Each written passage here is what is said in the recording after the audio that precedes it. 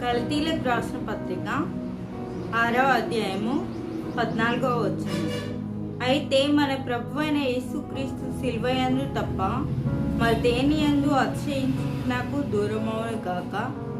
దాని వలన నాకు లోకమునకు నేనును సిలువ వేయబడి ఉన్నాము. దేవుడికి మహిమ కలుగును గాక. మరి ఇక్కడ పౌరు భక్తుడు గారు ఏం మాట్లాడుతున్నారంటే, ప్రభువైన యేసుక్రీస్తు శిలువ యందు తప్ప మరి దేని యందు నన్ను అతిశయించుట లేదు అంటున్నాడు. అతిశయించుట అనగా సంతోషించుట.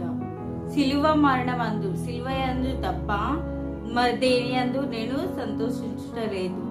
అనగా తండ్రి చిత్తమును నెరవేర్చడానికి యేసుక్రీస్తు మన కోసం శిలువలో మరణించి పునరుత్థానుడయ్యాడు.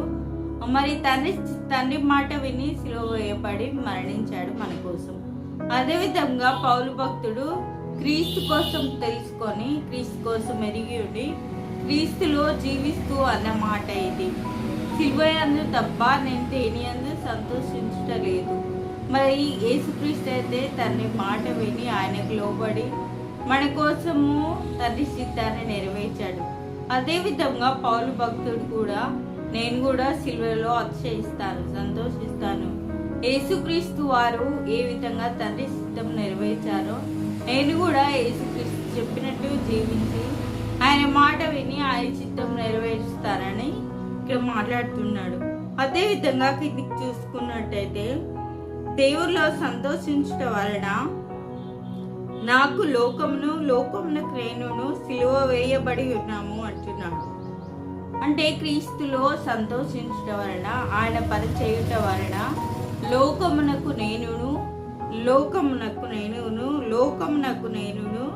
సిలువ వేయబడి ఉన్నాము. నాకు లోకమునకు నేనును సిలువ వేయబడి ఉన్నాము. లోకంలో ఏముంది? శరీరాశ, నేత్రాశ, జీవభోగము. ఈ మూడింటిని నేను సిలువ వేసిన స్థితిలో, అంటే తీసివేసుకున్న స్థితిలో నేనున్నానని అంటున్నాడు పౌలు భక్తుడు. అదేవిధంగా ప్రసంగి గ్రంథంలో చివరి అధ్యాయంలో ఉంటుంది కదా ఒక మాట, నేను సూర్యుని కింద ప్రతీదీ చూశాను, అంతయు వ్యర్థము.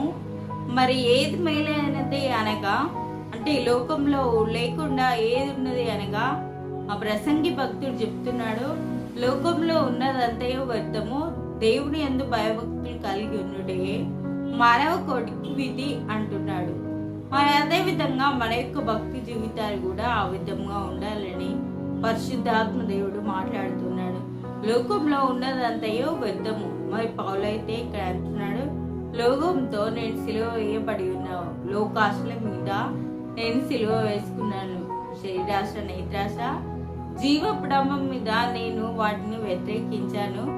అదే విధంగా ప్రసంగి భక్తులు చెప్తున్న మాట, దేవుని యందు భయభక్తులు కలిగి ఉండుట తప్ప మానవ కోటికి ఏది విధి లేదు అంటున్నాడు. ప్రసంగి గ్రంథం 12వ అధ్యాయంలో చివరి మాట అంటున్నాడు, మానవ కోటికి ఇదే విధి. మరి యేసుక్రీస్తు రక్తంలో కడిగబడిన నీవు నేను కూడా దేవుని యందు భయభక్తులు కలిగి జీవించాలని, యేసుక్రీస్తు పరిచర్యలో ముందుకు సాగాలని పరిశుద్ధాత్మ దేవుడు వాక్యాన్ని వింటున్న ప్రతి ఒక్కరితో మాట్లాడి ఉన్నాడు. దేవునికి మహిమ.